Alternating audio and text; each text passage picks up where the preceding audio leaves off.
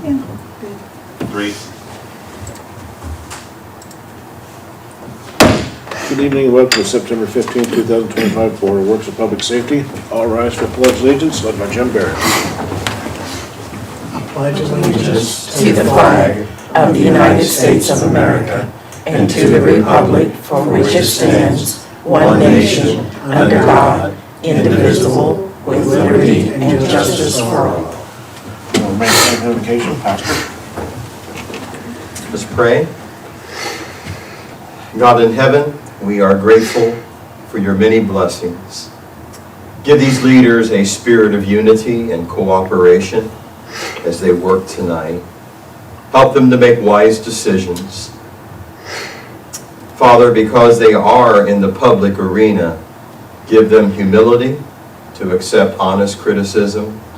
Give them courage to do the right thing regardless of the political consequences.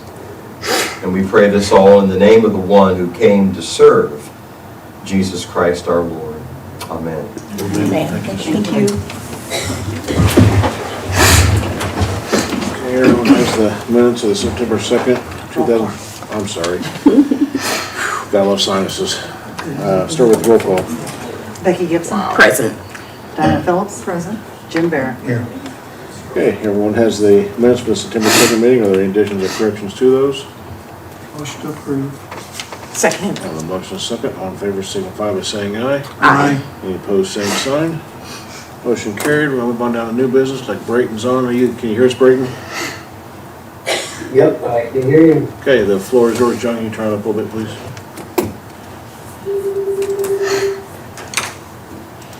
What was that, sir? The floor is yours, sir. Alrighty, I am just here this evening with all of you to get approval for Winterfest 2025 plans. I think you should all have it in writing in front of you, kind of what I sent in, but it's essentially the same request as last year. Do you want me to walk through that, or? Yes, sir. Go ahead. Perfect. So, planning has commenced for Winterfest. Our specific requests related to Board of Works include street closures. So, Winterfest again is December 5th, which is Friday, and December 6th, Saturday. Friday programming is 3:30 to 8:30, and Saturday it is 12:30 to 8:30. The requests are for street closures on Central Avenue from 4th to 5th, December 5th beginning at noon through December 6th at 9:30. This is where the farmers market will set up our market vendors, and that will stay closed the whole time. So some of what I'll walk through will reopen after programming so the traffic can flow back through, but from 4th to 5th Avenue, it will remain closed Friday through Saturday.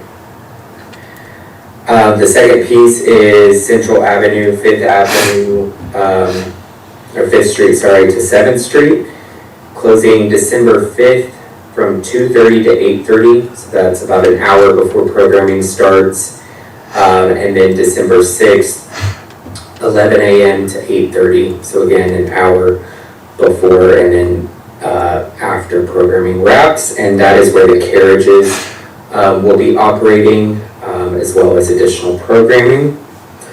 And then we've got 4th Street from Eastern to Central, December 5th, roughly 3 o'clock to 8:30, and December 6th, 11 to 8:30, same timing as above, is how that should read. That's where the carriage rides will board, so that's in front of Canal House.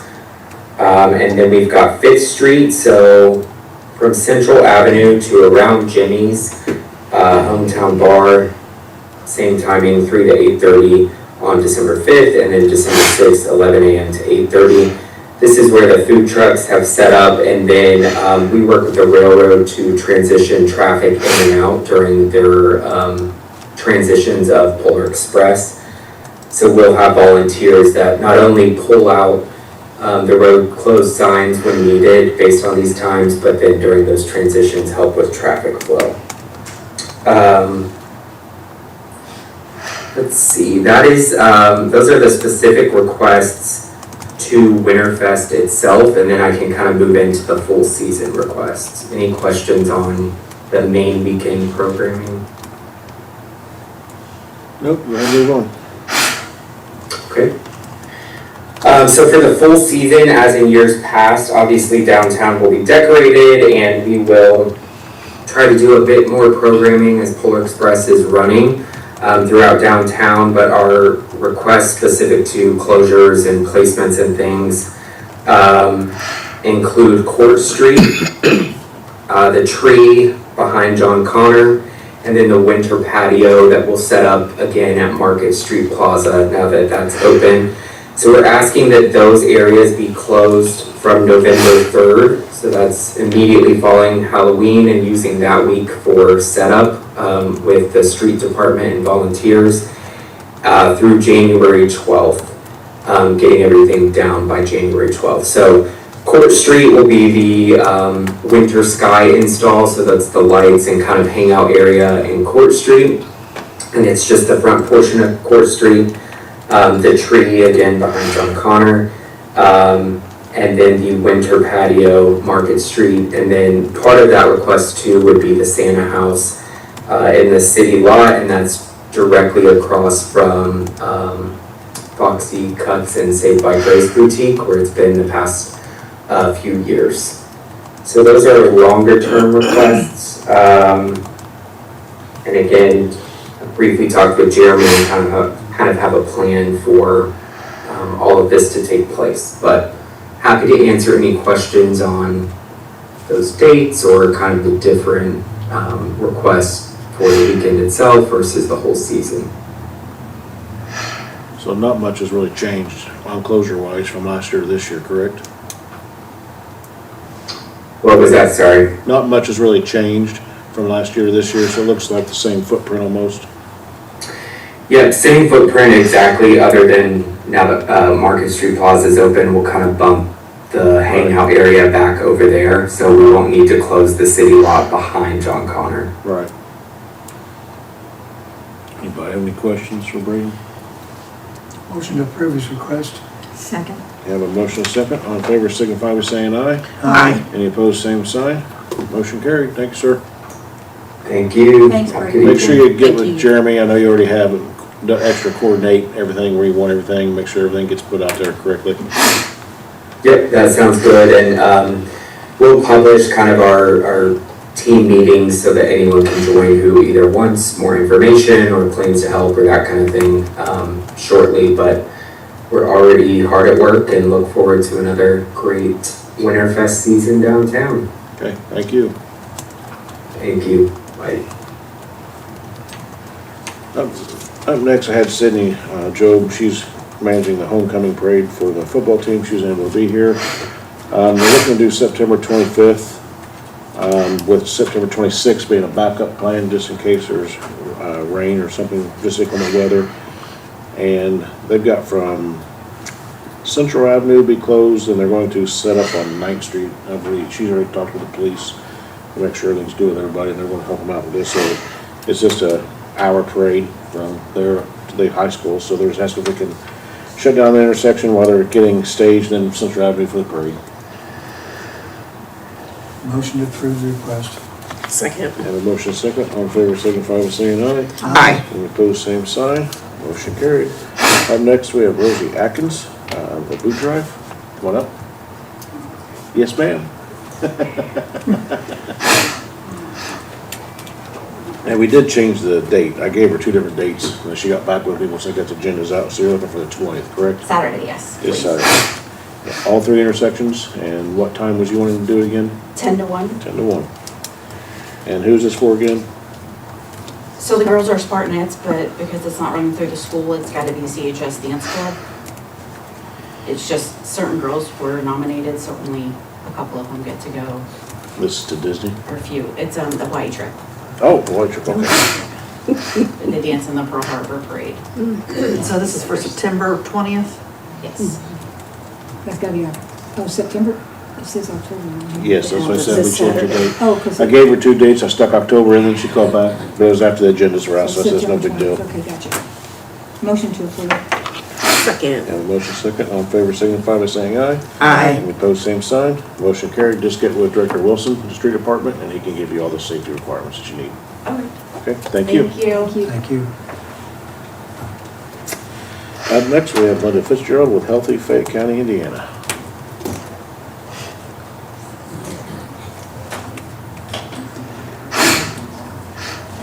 It takes me a little. You're fine. If you would pass Absolutely. these two things.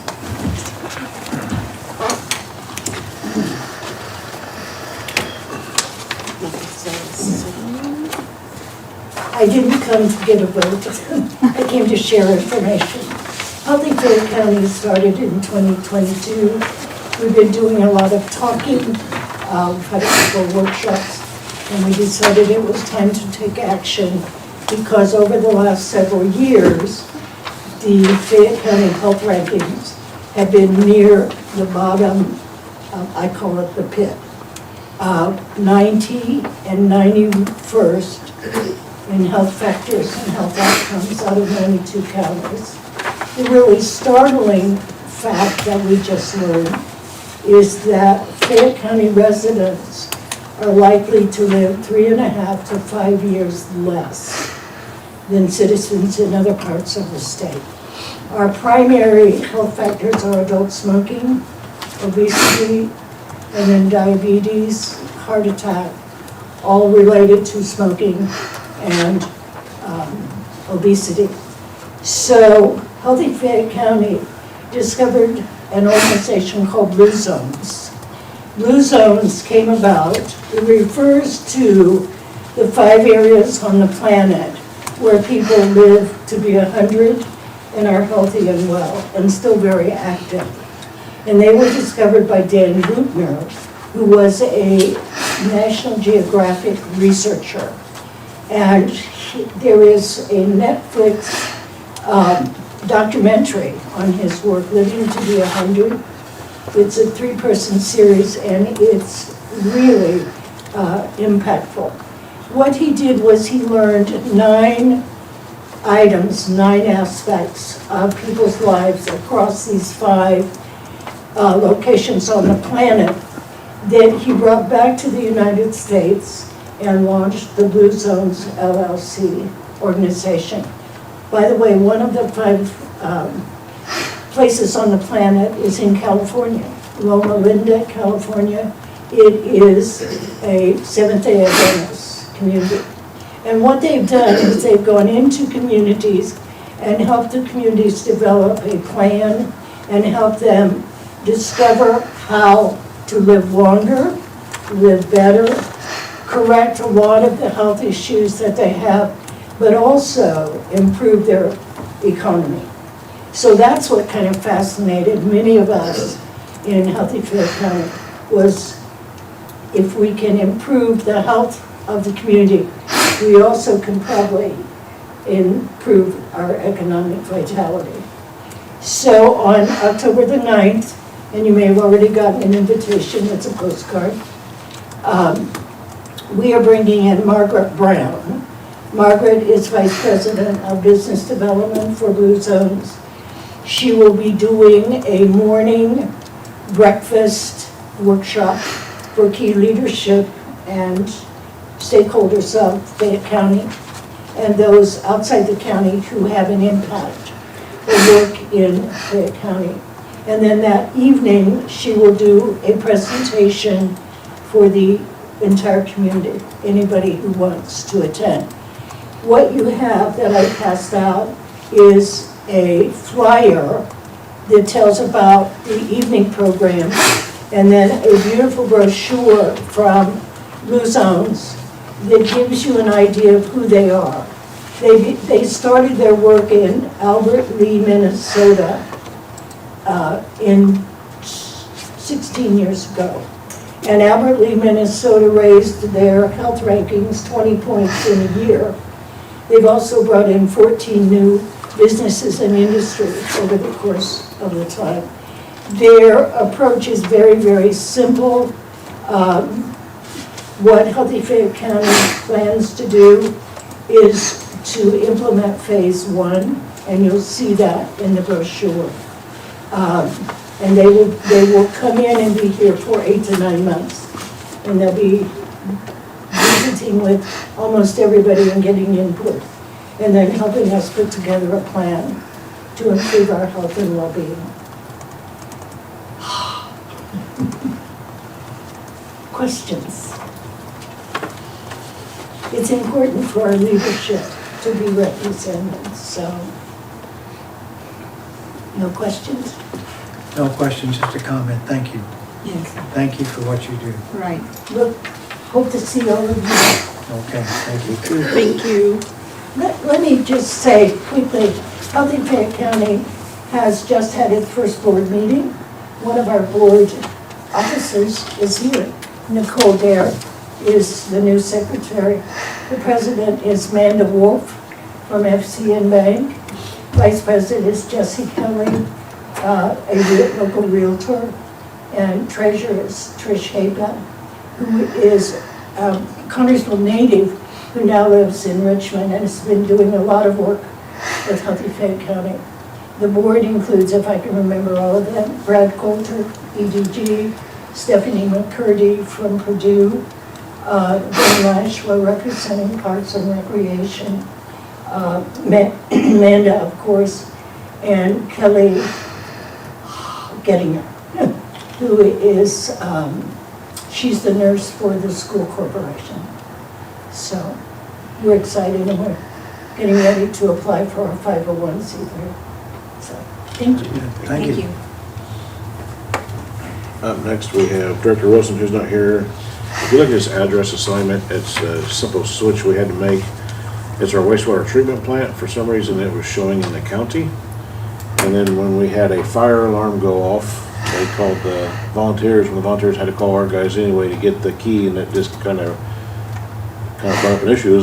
Why did our guys not respond? So all it is changing this, so the first response will be city fire, which it could be anyway, because it's our district. So that's what all this is, an address change for the wastewater treatment plant. I move to approve.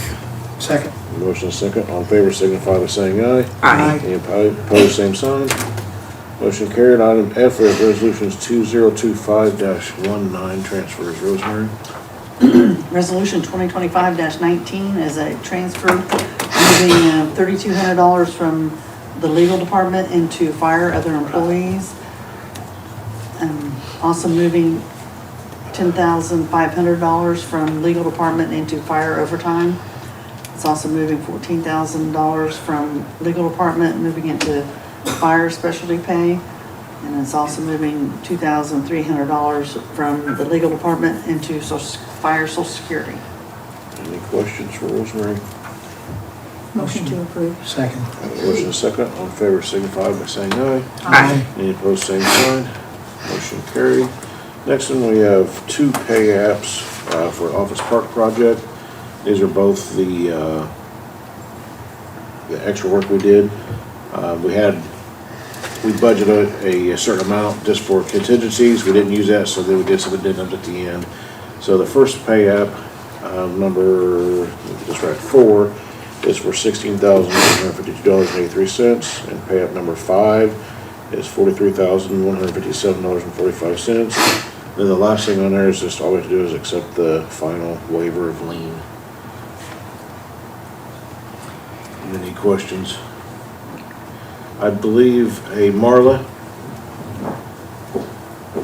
I was going to get up there and look today and I did not. Did they get the striping done on the basketball They were court? working on it today. So but they that's the didn't last finish. thing to get done. That is the last thing. Okay, that's what I want to make sure.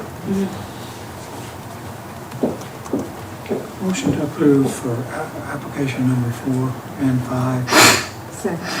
Have a motion and a second. All in favor signify by saying aye. Aye. Any opposed, same sign. And have a motion just to accept the final waiver of lien. So moved. Second. Motion and a second. All in favor signify by saying aye. Aye. Any opposed, same sign. Motion carried. Okay, down to the department report, Director Pawsey. I always love when I'm first because I don't know if I'm actually in frame or not. So Sorry. if I've cut off my head, I'm sorry. See, you want me to skip you out of the rotation of being first then, is that what you're saying? Yes. For the month of August, we had a very busy month. We had 30 hours and 49 minutes of meeting production, 8 hours, 11 minutes of original production. That's quite a bit. On YouTube, we had 7,605 views with a total of 1,258 watch hours. Of course, that's just online. Our top content online, the Market Street Plaza Live Cam has been supplanted, and the Spartan football versus Franklin County game was better. But Market Street did come in second, followed by the August 5th school board special meeting. For our Facebook stats for the month, the police department actually beat out the park department for the month. Parks had 108,000 views. The police department had 130,000 views. The two top listings on Facebook that brought that attention in was Chief Bolos retiring August 22nd and Officer Dunaway graduating from the academy. So, any questions? We've got something coming up this weekend. We've got the Battle of the Worship Band September 20th at Market Street Plaza. We'll be there running sounds and lights and all kinds of things. So that starts at 7 p.m., runs to 10 p.m. It's free, of course. We invite everybody to come out. Bring a chair. Bring a chair, always bring a chair. A lot of people are starting to show up, not realizing they need chairs, but a lot of people do, but there's always a few, so make sure you bring a chair. And we'll have several food trucks there as well. So it'll be a great evening. Thank you. Thank you. Chief Harden.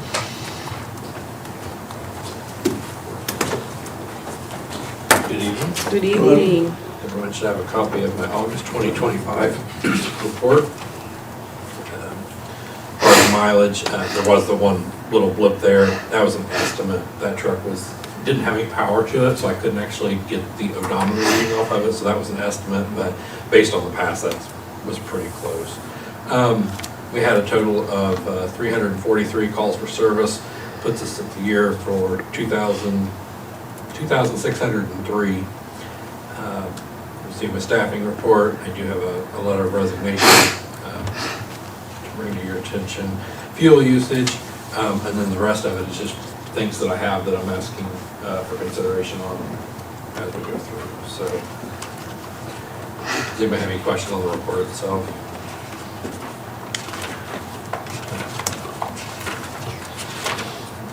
So I do have a letter of resignation from Nimue Rymiller, who's one of our paramedics. She took another position, so I would like permission to accept her resignation and hire when I have somebody available. Motion to approve the chief's request. Second. Motion is second. All in favor signify by saying aye. Aye. Any opposed, same sign. Motion carried. The next is a request to extend the air gas contract. So I kind of put some background that we had been with Indiana Oxygen before 2020. Started talking to Air Gas. They were able to make us a really good deal. Part of that is that we prepay for the tank leases. It got us from, I want to say it was 50 cents a day per tank, and then it got us down to it brought it down significantly. And with what Airgas is proposing for the next year, their estimate is, based on our last 12 months of usage, it would save us $800. So I would like permission to extend that contract out for another year. So moved. Second.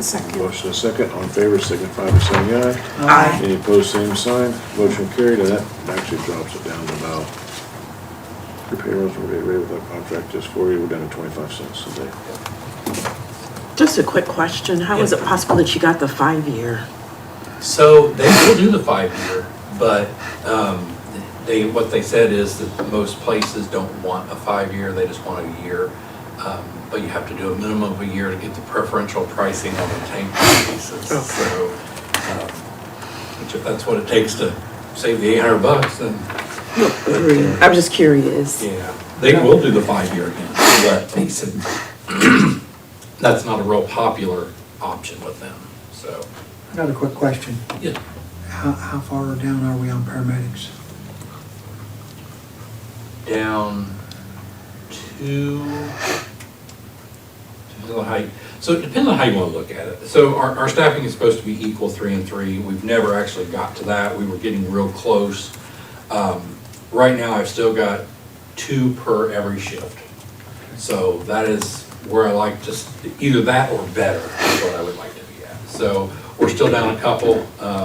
The ones that have went to other full-time jobs have stayed on part-time, but they're not, there's a very, very bare minimum of what they're committed to. So, but I have 2 more that are now in paramedic school. Okay. So they're still a year out. Okay. It's just a very, very long process.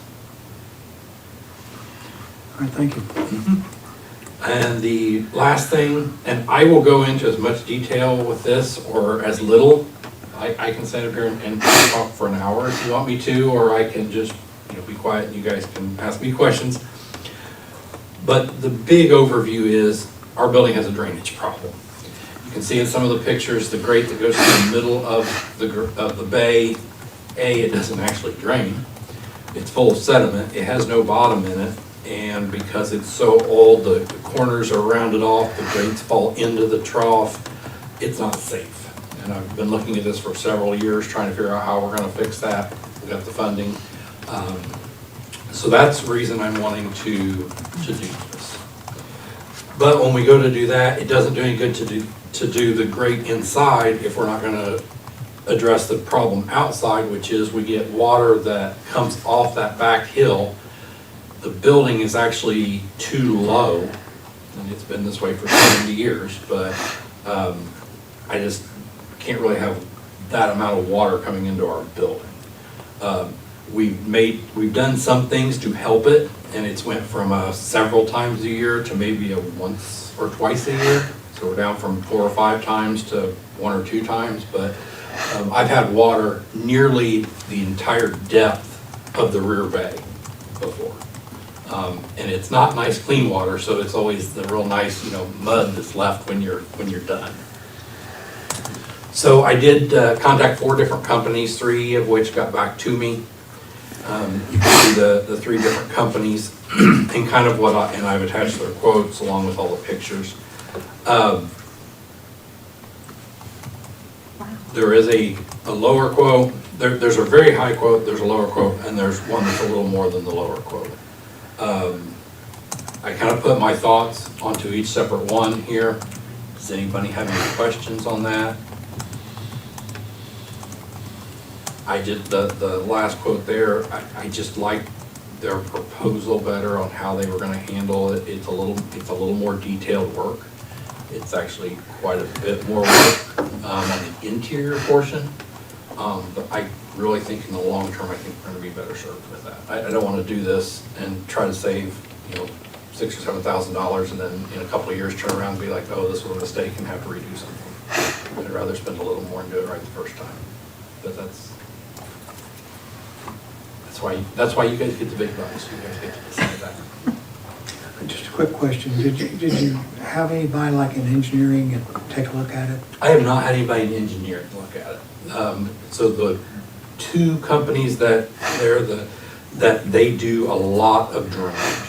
And I actually went, the last one there, I actually went and looked at some of their previous jobs.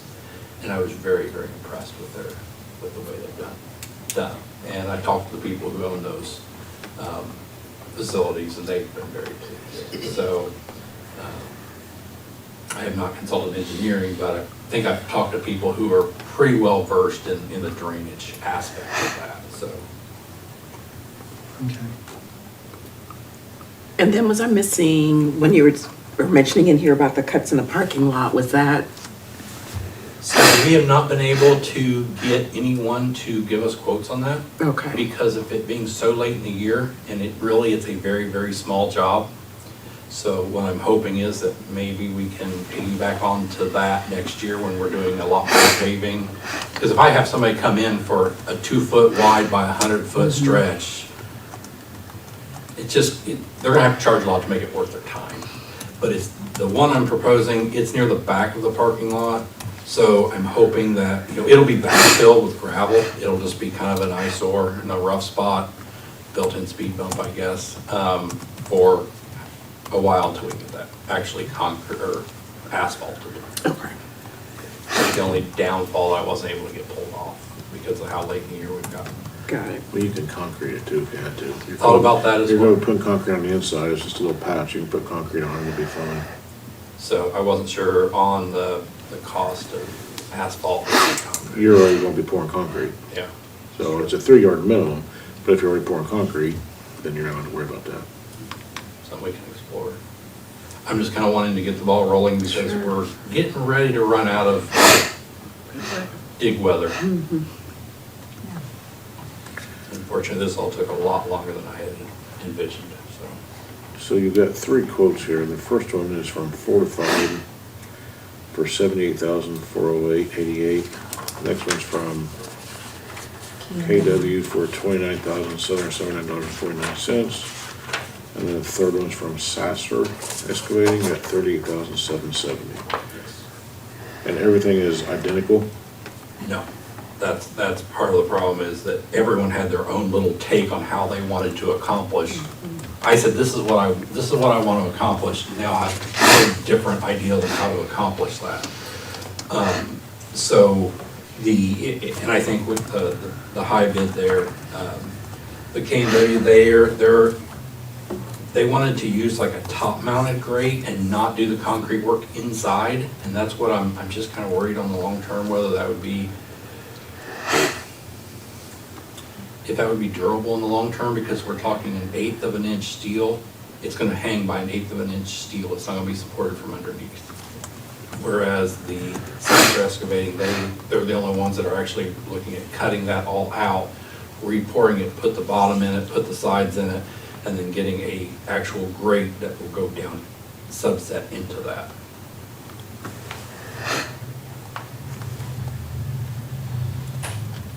Big difference in the first one to the Sasser quote is $38,770. yeah.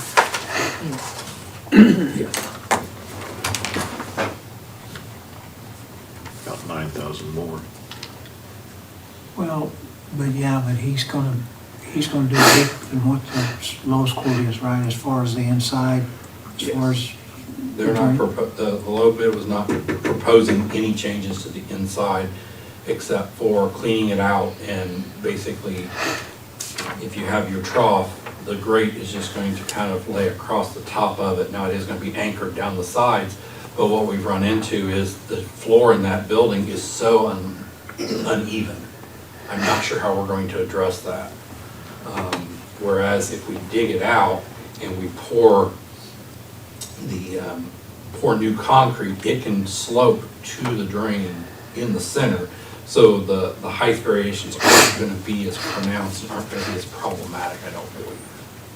Well, I'm familiar with drains, grading and that, and if you don't have concrete there for that to ride in, it's gonna be a problem.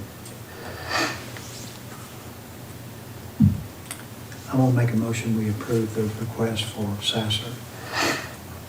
$38,770. A motion and second, all in favor signify by saying aye. Aye. Any opposed, same sign. Motion carried. Thank you. Thank you. Up next, I have Director Steele.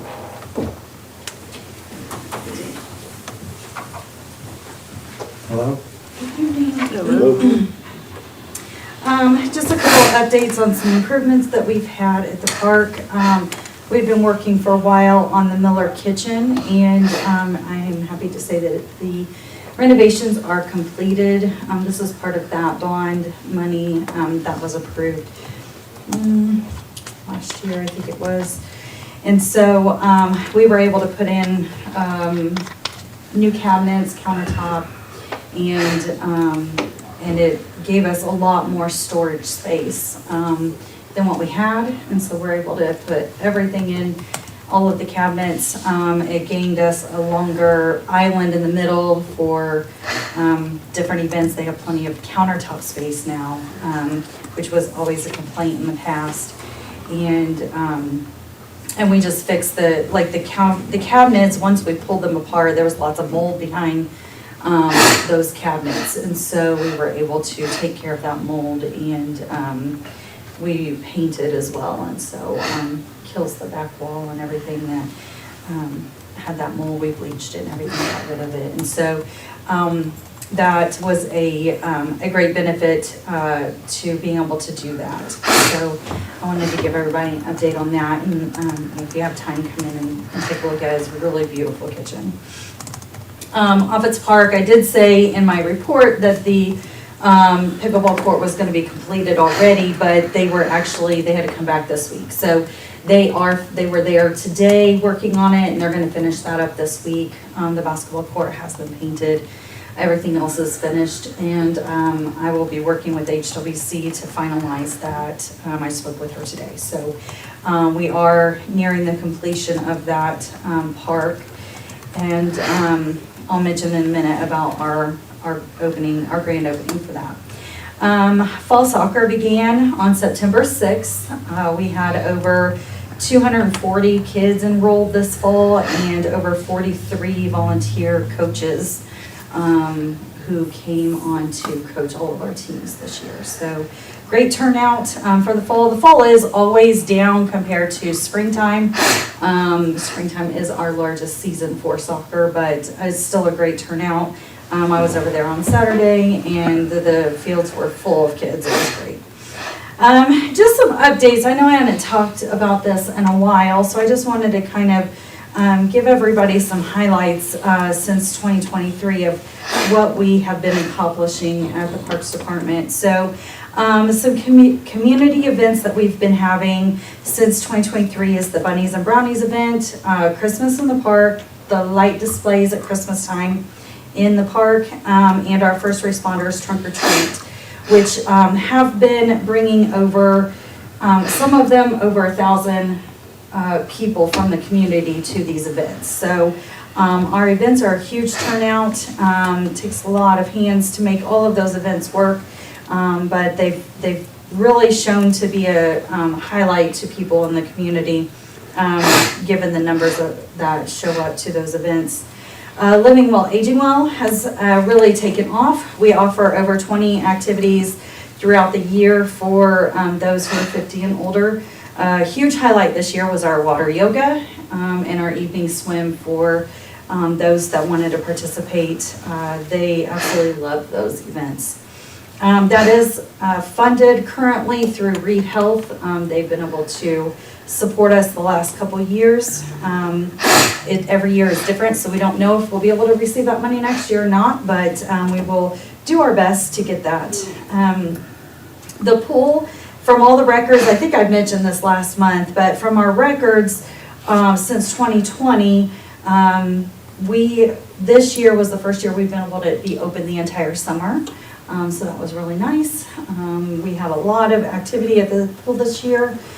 It seemed to be a great year. We have full staff. We didn't have too many issues, and so it was a great summer at the pool this year. Our sponsorships have increased. This is mainly for sports. When I first came on, we had $10,000 in sponsorships, and last year we reported $30,000 in sponsorships. So that growth has been great. That's allowed us to get some more experienced referees for our soccer games, and make sure that we have plenty of referees for basketball games and things like that. So that money has really helped us support our sports. We've had over 3,000 flyers go home to all of the elementary schools each year for all of our events and sporting events that we do. So we really get a lot of flyers into a lot of hands in the community. Our social media presence has increased. John talks about that a lot.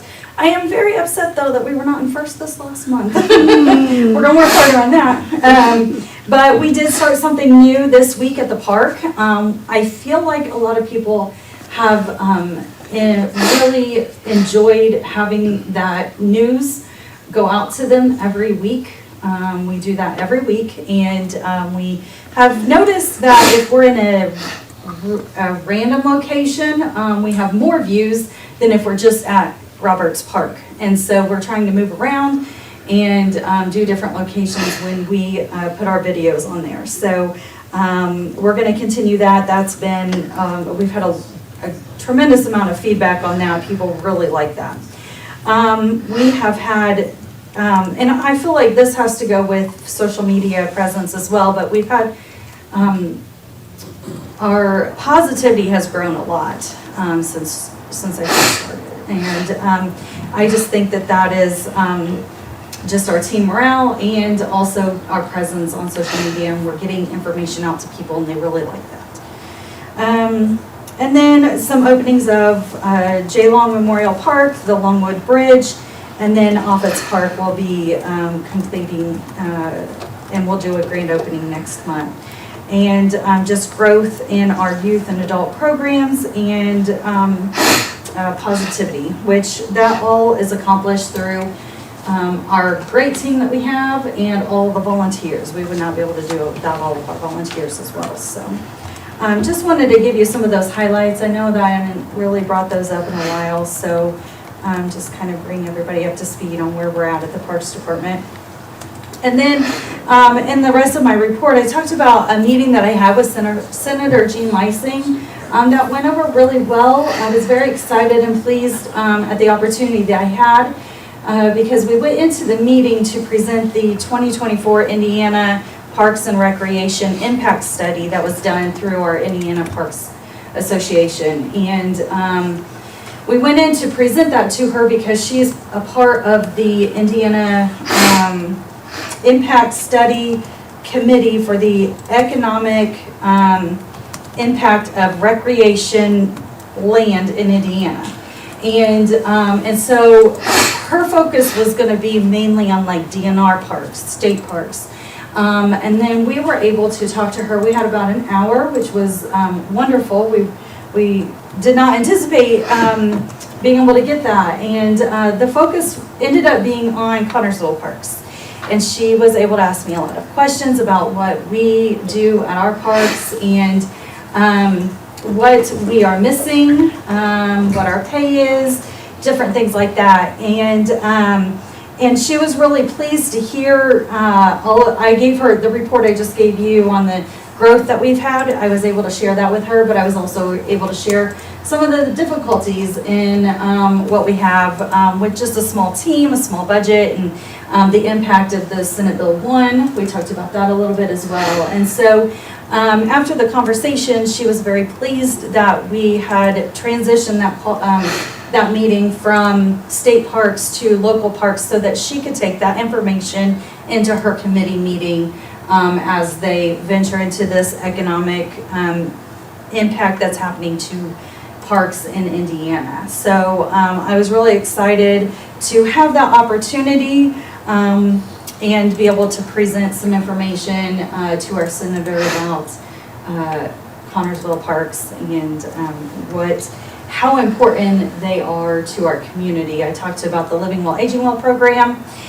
She really liked that. And we talked a lot about how in our community, the Parks Department is one of the few accessible and affordable amenities that we have in Connersville, and how important it is to be able to maintain our parks because it really is the place that people have to go here in town. And she agreed with that and was pleased at all the things that we're doing. So I was happy to share that.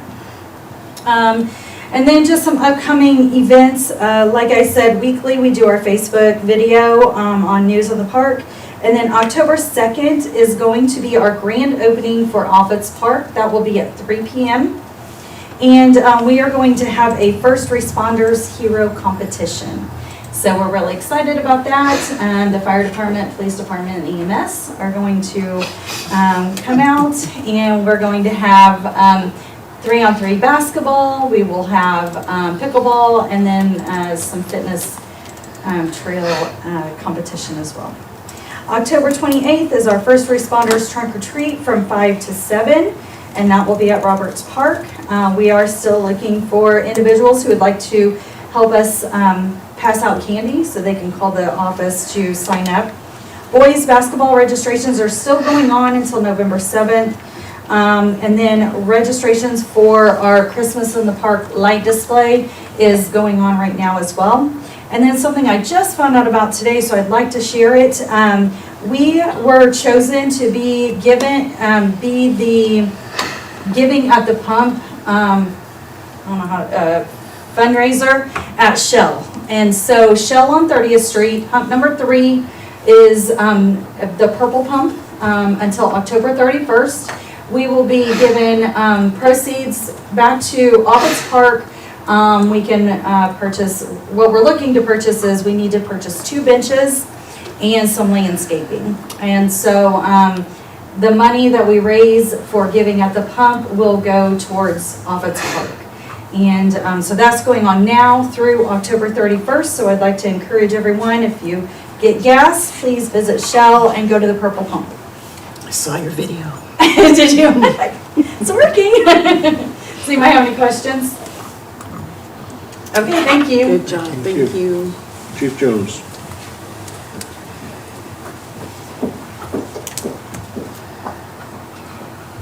Good evening. Good evening. The monthly report for the Connersville Fire Department for August. The overtime, August was a 3-pay month, so you can see that our overtime is starting to get down into normal ranges again. The total overtime for the month was $16,690.05. We did have some fire call in for a small portion of that, $598.65. The scheduled overtime portion of that was $2,283.21.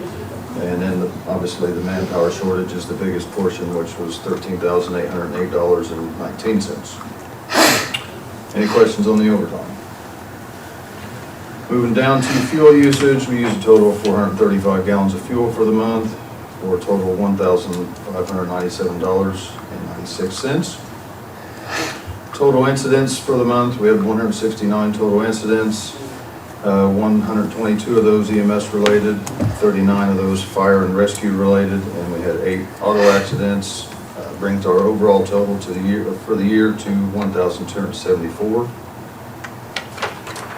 Next, we have our training hours for the month. We had a total of 76 total instructed hours of training, 68 of those fire-related training, and 8 hours of instructed EMS training.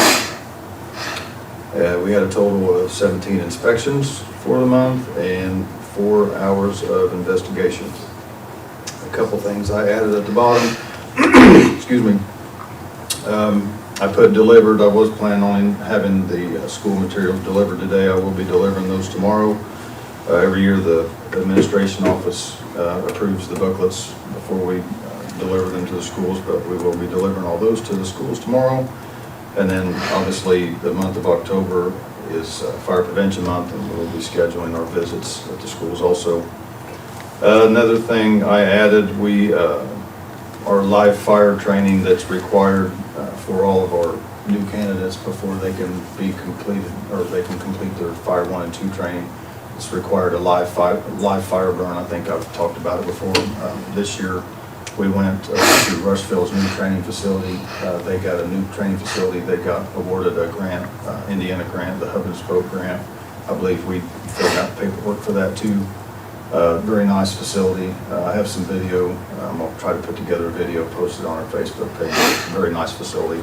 The agreement for the grant was for, them to allow other departments to come and use it. They've been very welcoming. They had several guys from there. I think all their on-duty guys did come and help out, but not only did our new candidate go over to get his live fire in, we had 6 or 8 of the guys from his shift and maybe another shift go over with him. So it was a really good training.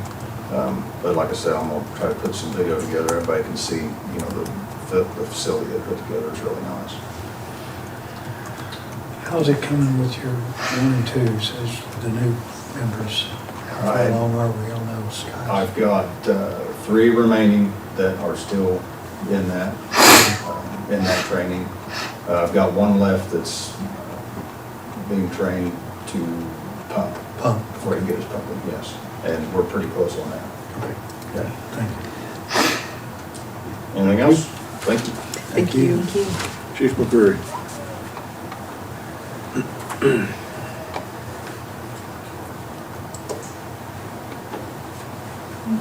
Good evening. Hi. evening.